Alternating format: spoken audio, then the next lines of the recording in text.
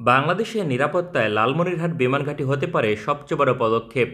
কারণ ভারতের সীমান্তবর্তী অঞ্চলে একটি বিমান ঘাঁটি থাকার অর্থ ওই অঞ্চলে বাংলাদেশ বিমান বাহিনী এগিয়ে থাকবে। সরকার নতুন করে চীনের সহযোগিতায় এটি চালু করার পথে অগ্রসর হচ্ছে।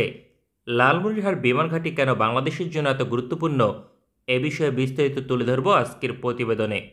তার পূর্বে বিমান ঘাঁটি সম্পর্কে গুরুত্বপূর্ণ তথ্য জানা প্রয়োজন। 1930 সালের পরবর্তী সময় তৎকালীন ব্রিটিশ সরকার এই বিমান ঘাঁটি স্থাপন করে। তখন এটিকে বলা হতো নর্থ ইস্টের একমাত্র প্রবেশদ্বার, অর্থাৎ ভারতের বর্তমান পূর্বাঞ্চলের 7 রাজ্যে পৌঁছাতে লালমনিরহাট বিমান ঘাঁটি ব্যবহার করত। ভৌগোলিক বাস্তবতায় এখনও ভারতের চিকেন নেকের গলার কাটা লালমনিরহাট বিমান ঘাঁটি, কেননা এই ঘাঁটি ব্যবহার করে সহজেই ভারতকে দুই টুকরো করা সম্ভব। বিষয়টি সম্পর্কে ভারতীয় সামরিক বাহিনী অবগত, তাই লালমনিরহাট বিমান ঘাঁটি ধ্বংস করতে কৌশলগত পদক্ষেপ নিয়েছিল। তৎকালীন সময় পাকিস্তান বিমান বাহিনী ভারতের বিরুদ্ধে লালমনিরহাট বিমান ঘাঁটি ব্যবহার করত। বাংলাদেশ স্বাধীন হলে সিদ্ধান্ত হয় লালমনিরহাট বিমান ঘাঁটি হবে বাংলাদেশ বিমান বাহিনীর হেডকোয়ার্টার, কারণ এটি বাংলাদেশের সবচেয়ে বড় এবং দক্ষিণ এশিয়ার অন্যতম বৃহত্তম বিমান ঘাঁটি।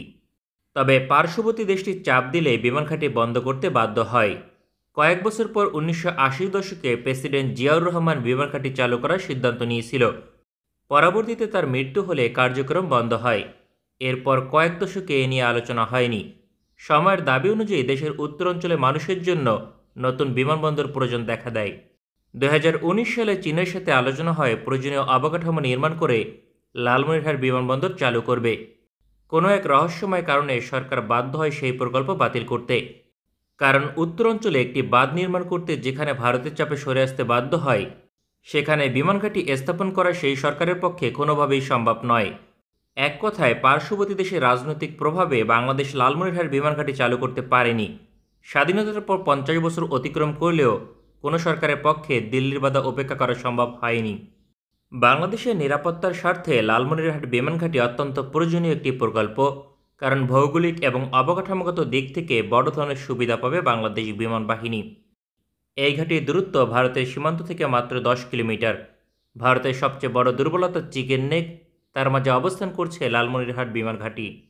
তাছাড়া আয়তনের দিক থেকে এটি বাংলাদেশের যে কোনো বিমান ঘাঁটির চেয়ে বহুগুণে বড়। প্রায় 1166 একর জমির উপর নির্মাণ করা হয়েছে এই বিমান ঘাঁটি। পূর্বে 4 কিলোমিটার দৈর্ঘ্য রানওয়ে ছিল, যা বর্তমানে 1.9 কিলোমিটার। প্রয়োজনীয় সংস্কার করতে 200 থেকে 300 মিলিয়ন ডলার প্রয়োজন। চীনের কয়েকটি প্রতিষ্ঠান লালমনিরহাট বিমান ঘাঁটি পরিদর্শন করেছে।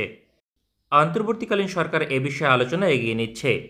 শুধুমাত্র লালমনিরহাট বিমান ঘাঁটি নয়, উত্তরাঞ্চলের কৌশলগত প্রতিটি প্রকল্প নিয়ে কাজ চলমান রয়েছে। লালমনিরহাট বিমান ঘাঁটি চালু হলে ভারতের চিকেন নেক বাংলাদেশ বিমান বাহিনীর নজরদারিতে থাকবে। ফলে ভবিষ্যতে বাংলাদেশে আগ্রাসনের চেষ্টা করলে শিলিগুড়ি করিডোর বন্ধ করে দেওয়া সম্ভব এই ঘাঁটি ব্যবহার করে। বাংলাদেশ বিমান বাহিনীর যুদ্ধবিমানগুলো কয়েক মিনিটের মাঝে বিমান হামলা করতে সক্ষম হবে। এক্ষেত্রে লালমনিরহাট বিমান ঘাঁটির প্রতিপক্ষ হবে ভারতের 2টি বিমান ঘাঁটি, কারণ শিলিগুড়ি করিডোর রক্ষায় ওই অঞ্চলে 2টি বিমান ঘাঁটি স্থাপন করেছে ভারত, যার একটি বাংলাদেশ সীমান্ত থেকে মাত্র 8 কিলোমিটার দূরত্বে, যার অবস্থান শিলিগুড়ি। তবে লালমনিরহাট বিমান ঘাঁটি থেকে এর দূরত্ব 130 কিলোমিটার।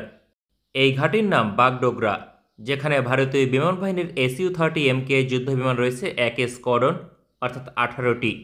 অন্যদিকে বাংলাদেশ সীমান্ত থেকে মাত্র 40 কিলোমিটার দূরত্বে রয়েছে হাসিমারা বিমান ঘাঁটি, যেখানে 1 স্কোয়াড্রন রাফাল যুদ্ধবিমান মোতায়েন করেছে ভারতীয় বিমান বাহিনী। সুতরাং এই 2টি বিমান ঘাঁটিকে মোকাবেলা করতে ওই অঞ্চলে বাংলাদেশ বিমান বাহিনীর শক্তিশালী অবস্থান থাকা প্রয়োজন।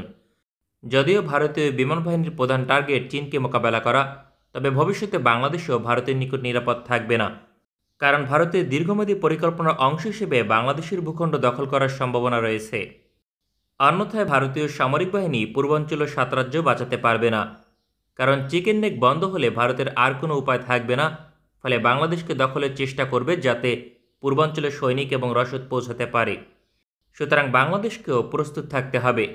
লালমনিরহাট বিমান ঘাঁটি এক্ষেত্রে সবচেয়ে বড় পদক্ষেপ। এখানে 1 স্কোয়াড্রন যুদ্ধবিমান মোতায়েন করলে শিলিগুড়ি করিডোর বিচ্ছিন্ন করে দেওয়া সম্ভব, কারণ ওই অঞ্চলে যোগাযোগের পথ খুবই সীমিত।